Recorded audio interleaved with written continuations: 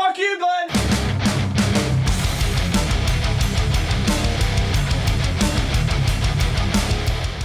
Hey everybody, welcome back to Reaper Tips with everybody's favorite English bastard, Adam Steele. How's it going, Adam?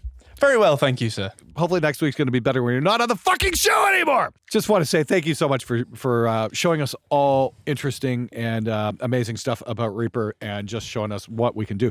And what's really cool about what you can do with Reaper is how little you need to get it going. And that's what this week's episode is all about, is performance on Reaper and running it off, crappy computers or thumb drives, that kind of thing, because it's got such a small footprint. It does indeed. So let's check it out. Okay, this is the last time we're going to do one of these 72-hour sales on the Ultimate Reaper course. So if you haven't already bought it, check it out in the description, because this is the last time it's going to be on this flash sale price. Check it out. All right, let's talk performance, because a lot of people say that Reaper can run on pretty much anything. It can practically run on a potato, especially compared to some of the other workstations out there. But what does that mean? How do we know that? And how do we measure when particular tracks or plugins or anything like that are causing us a lot of load and a lot of problems? Well, here is a mix that I've been working on for a full album, and there's a lot going on here. And if I hit play on this particular part of this song, there's a lot going on. There's something like 10 vocal tracks, maybe more, all these guitars. I've got tons of virtual drums. Yes, I know Glenn hates that.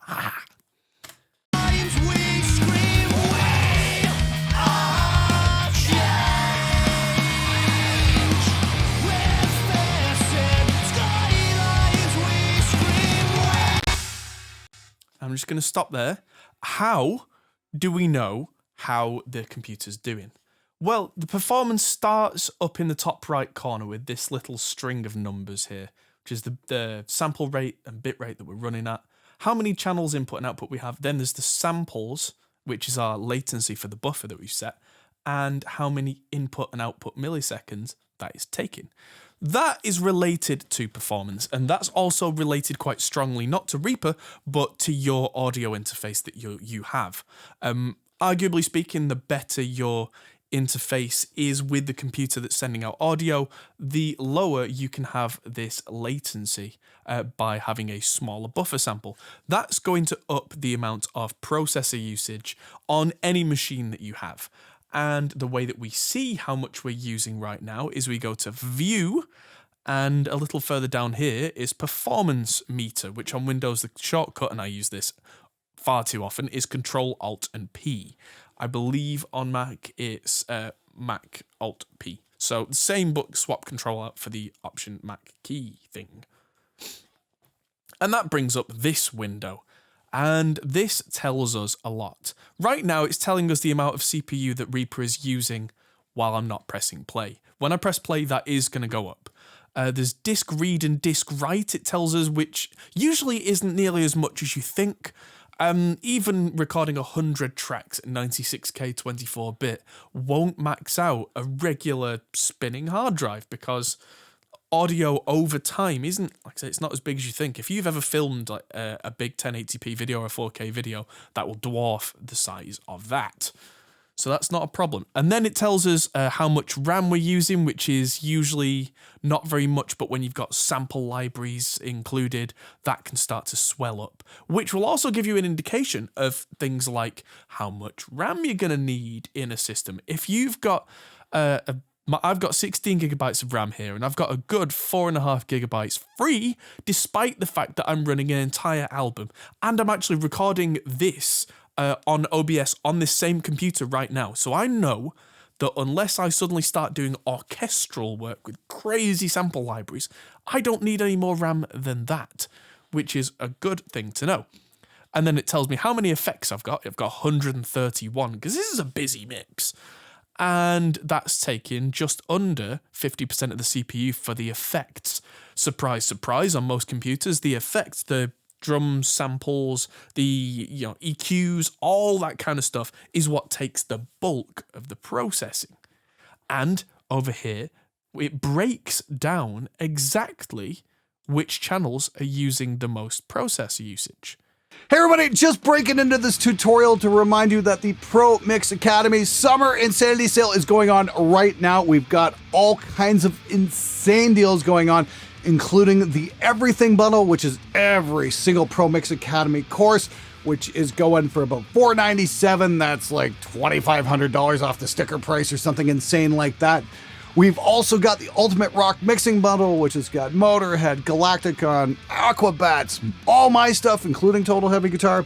We've also got the Guitar Tone Bundle, which is Total Heavy Guitar and Guitar Tone Mastery, going for $97. And of course, we've got Adam Steele's Ultimate Reaper Guide, going for $97. All of that is going to be on sale till July 12th. The sale only comes up once a year. So if you want to get in on that, follow the link in the description below. Now back to the tutorial. Which is a very important thing to know. And where it says CPU use here, I can click on that, and that will arrange things so the ones that are using the most come up at the top. Now for us, that's the vocals, which is absolutely no surprise to me. If I open the effects on this vocal, I'm using the Howard Benson Vocals plugin, which does all of this stuff. And then I've got Virtual Mix Rack from Slate Digital just changing the EQ just slightly. But that Howard Benson vocal plugin is great, but uses a fair bit of EQ. And then we've got PDC. PDC is a very useful thing to be able to see because PDC tells us how much latency is being added not by the computer, but by the plugins that are on that track. Sometimes it can be a lot depending on the plugins, sometimes it's not. So if ever you've had certain plugins and you're trying to track using monitoring through that and you've said, I'm getting tons of latency, my interface must be terrible, check out this PDC value, which is to do with delay compensation. That could probably give you a clue that something is causing loads and loads of latency. And if you turn that off, then that would solve you a lot of issues, especially whilst tracking and recording. I try my best to use zero latency plugins, because there are loads of them, whilst tracking, and then when I'm mixing, I've got a bit more scope. So here's the vocal group, and this, if I can actually get it over to this damn screen, there we go, is quite a busy set of plugins.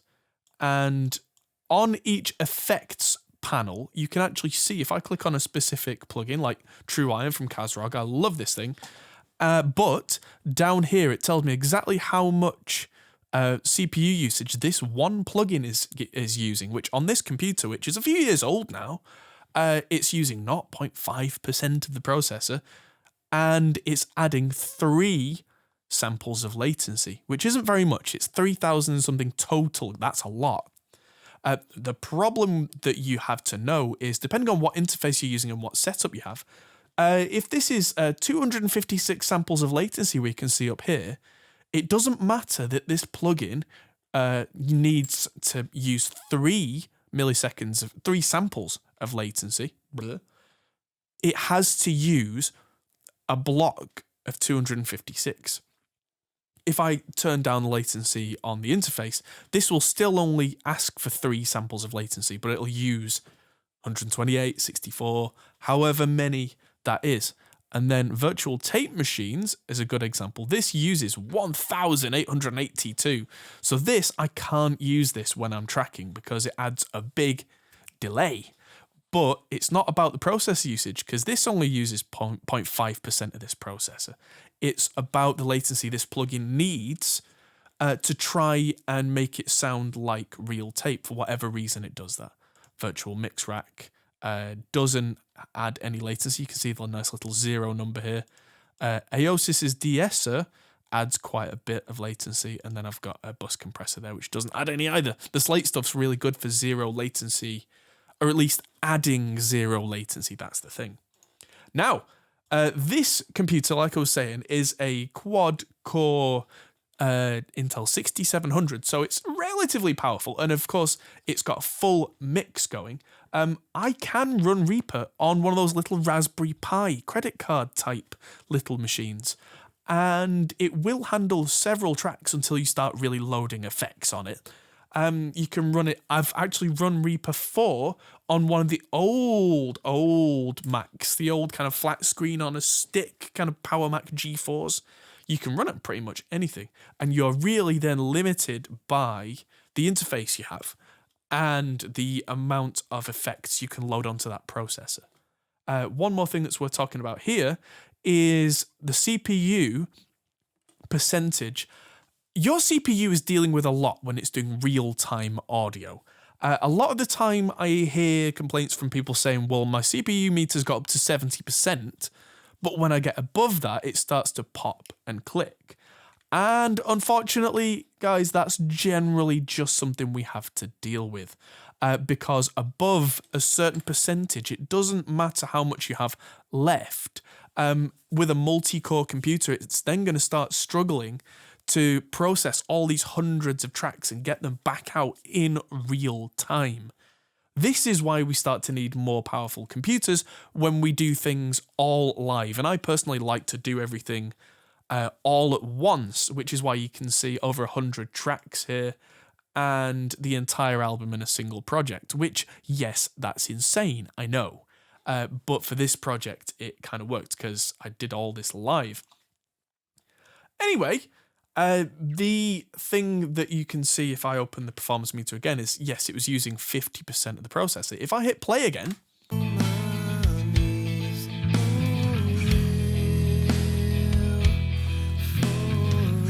did you see that jumped up to 66% from the 50 it was sat at before? What's happening is a lot of plugins don't need to do anything, so they don't use any processing power until you start feeding them audio, at which point they ramp up. So even if this says a nice calm, like 50% when I'm stopped, it will use more when I hit play on certain tracks that have more audio because suddenly the demand is there. One way to get around this, if you're really starting to hit your limits and you don't want to buy new computers, you don't want to buy, upgrades for this, upgrades for that, is you can start freezing tracks. Now, let's say the vocals were the biggest culprits for me with the amount of processing power. Freezing tracks is where you start to take all these effects and you essentially bake them in to a new WAV file. That means that it can then take away the plugins. You've got all the effects ready done, but there's no way then to change any of those parameters in the middle of the song. It is literally frozen in time. But it's entirely possible to unfreeze it if you then later decide you need to change something. So freezing is something I find very, very useful, especially on low power systems. So let's say we'll click on the channel for Vox 1 and right click. There is render freeze tracks right here. Now, if you render something, it makes a new track and just mutes the old one. If you freeze it, either to mono or stereo, or if you're working in 5.1 or whatever, there's an option there. Then you click that and that will take however long it takes. And I've got the window coming up here. It will take however long it takes. In this case, it says it's going to take 5 minutes to then flatten that audio performance down into a WAV file. And that's going to take, it depends on how complex the processing is, that kind of thing. I do tend to find that if I'm on a project that's got loads of heavy synths, say, where the synth sound is done, I'm happy with it, I can then freeze that down because it might be using a ton of CPU usage, and then maybe send that to another track and mix on another track with a lot less CPU usage. So I'm just going to cancel this because it'll take literally all day. But if you then decide that's not what you want, you can then click unfreeze tracks. And that is how you can use a computer that's not very powerful at all to do some very, very powerful things. This is how I managed to take a laptop which cost me about $150 to NAMM in January because my main laptop died 2 days before NAMM, and I recorded an entire song on the show floor with this really 10-year-old not great laptop, and it did exactly what I needed because when it got overloaded with too many tracks, I could just freeze a few, and Reaper's so lightweight that it just carried on regardless. There's so much you can do with this really powerful software. Starting to feel a little bit QVC channel here, but it's the ultimate Reaper course, and if you haven't already bought it, check the link in the description. I'm getting prodded from off camera to mention the 72-hour flash sales, so check that out in the description, link down below. All right, everybody, that was it for Adam Steele's little bit of Reaper tips. Thanks so much for being on the show, Adam. If you guys want to see more of Adam, please head on over to his channel and hit that big, fat, red subscribe button and help the guy out. He's got an awesome show. He's got a lot of useful tips, and it's definitely worth watching. Adam, thanks again for being on the show, man. It's always great, always a pleasure. Anyway, until next time, wash your fucking hands.